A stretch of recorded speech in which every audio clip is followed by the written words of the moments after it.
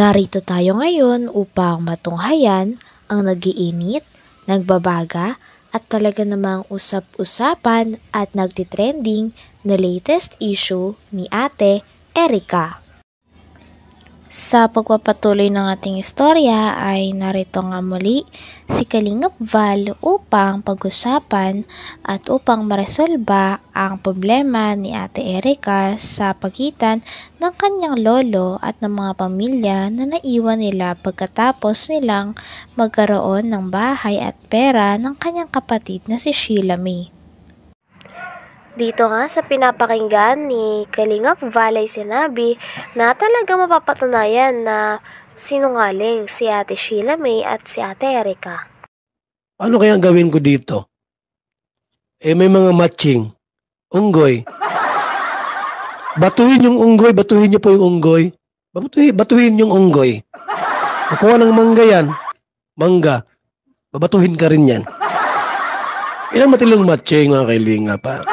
Magaling ni Bopil talaga mag-reaction dito mga Kalingap. Magaling si Bopil talaga. Dito pa lang sa binunyag ni Tita, nagpapatunay na talaga kayo ay sinungaling. Yon! Sinungaling kayo. Erica, Mm. yung inyo kasinungalingan na sinasabi ninyo na magpupokus sa pag-aaral. Di ba?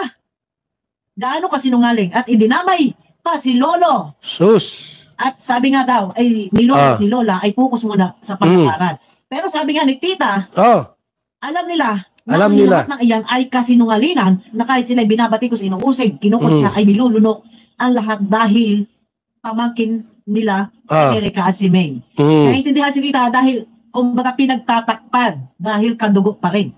No. Iniiwas doon sa kahilian.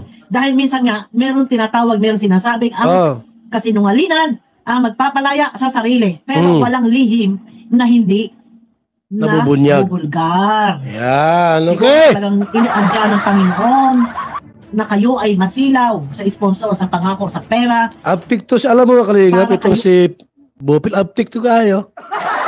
Yan ang vlog, yan ang reactor na uptick. Uptick yan. Ano mo uptick? Mamaya lang, no? After kong mag-vlog, mag-live na yan. Ay, mag-live. Magawa niya ng reaction video. Thumbnail na ako niyan. Yan ang tunay na reactor, uptick. Alisto ba? Hindi, yung iba dyan, si Birador, patulog-tulog. Wala man yung mga ganyan. Jesus. Ito si alisto ini si Bopil. Sa isang araw, nakatatlong reaction video yan. Bopil! Bopil! Magpa-coke ka naman. Magpa-coke ka naman. Uptick man ka. Mamaya, ikaw na yung reaction video. Mga hapon yan. Tapos madaling araw, mayroon na naman yan. Tapos sa tanghali, mayroon na naman yang ilabas na video. Yan Yan si Bopil po. Masipag yan ay. Sabi pa nga dito ay may papatunayan talaga na parang niloko o nilinlang lang talaga ni Ate Erica at ng kanyang ate ang buong Kalingap. Dahil sa huli nga ay pinili pa rin nilang pagtaksilan o talikuran at traidorin ang mga Kalingap na naunang tumulong sa kanila at nauna na nagpaginhawa ng kanilang buhay at nagpasikat kay Ate Erica. Ang motibo ninyo, ang layunin ninyo ay hindi makatao, nasisilaw kayo sa pera. Sa mga material na bagay. Di ba? Salamat naman. At talagang nakaiwas or kayo mismo ang gumawa na kasinungalingan. Nilang ninyo ang Kalingap, nilang nyo ang mga tao sa mga pagpapanggap ninyo. Kung ano-ano. Okay na rin yan. Dahil kayo mismo ang nagdadala ng kahihiyan at hindi ang Kalingap. Kaya walang pwedeng isumbat sa Kalingap. Kahit kayo ay na-vlog, kung hindi man kayo napabahayan, problema nyo yan dahil kayo ang umayaw. Dahil kayo sa matatamis na salita or sa pera ng sponsor. Diba? Ngayon, nababas ang pamilya niya, kaya naman si Tita ay ibinulgar at marami pa lang po yan na iba. Totoo yan. Ay, Rio, shout out. Maraming salamat kay Rio. Hello muna sa lahat. Hello kay Ray, kay May, also kay Enday Ziba, Rio, Beauty Sadolfo, shout out. and Regan's TV, Walastik, Yaputput Vlog, Free Martin, Kainday PB, shout out. Donato Franco Jr., magandang morning. Jennifer Itaw and Free Martin. Sa lahat po ng ating mga viewers, mga kaibigan, alam niyo po bilang isang Kalingap leaders, mga kaibigan, ilahad tayong mga hindi karapat-dapat, yung mga hudas. Hindi ko pwedeng pabayaan, mga Kalingap, mga kaibigan, yung mga bagay na ito. Kasi tayo po ang namumuno sa buong team ng Kalingap, tapos may mga ganitong panguhudas, dapat nating ibulgar at isawata. Hindi ako ang may gawa, ha? Yung mga naglabas ng mga video. Ipipli ko lang po sa ating live ang mga video po nila. At mula doon sa live nila, mga Kalingap, ilalahad natin yung buong katotohanan. Dahil kung hindi natin yan isasawata, parang apoy, kakalat yan. At gagayahin po ng mas maraming mga beneficiaries at mga... Dito rin ay nalaman na bawal pala magkaroon ng contact ang mga beneficiaries sa mga sponsor.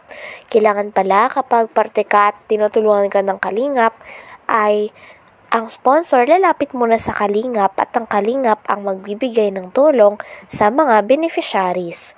Kaya maling-mali ang ginawa nila Ate Erica na nakipag-contact sila sa isang sponsor ng Kalingap dahil bawal daw ito.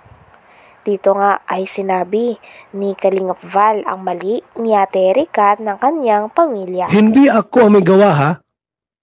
Yung mga naglabas ng mga video.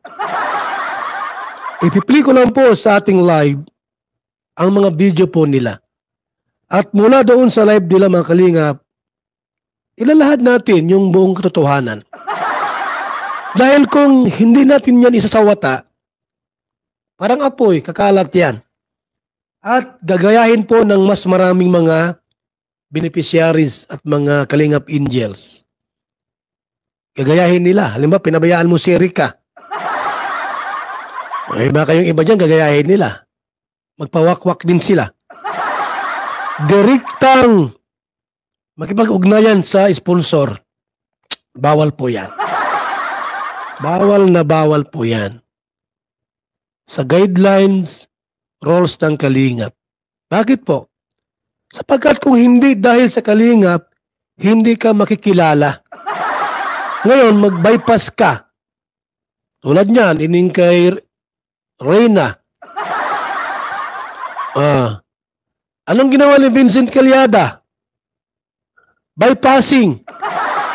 Binaypass si Supermac na siyang scouter. Aba yung sabi daw po, yung kwarta sa kanya dumadaan. Yan po ay hindi yan tinatangkilik. Hindi yan tinatangkilik. Yung ganon. Bypassing yan.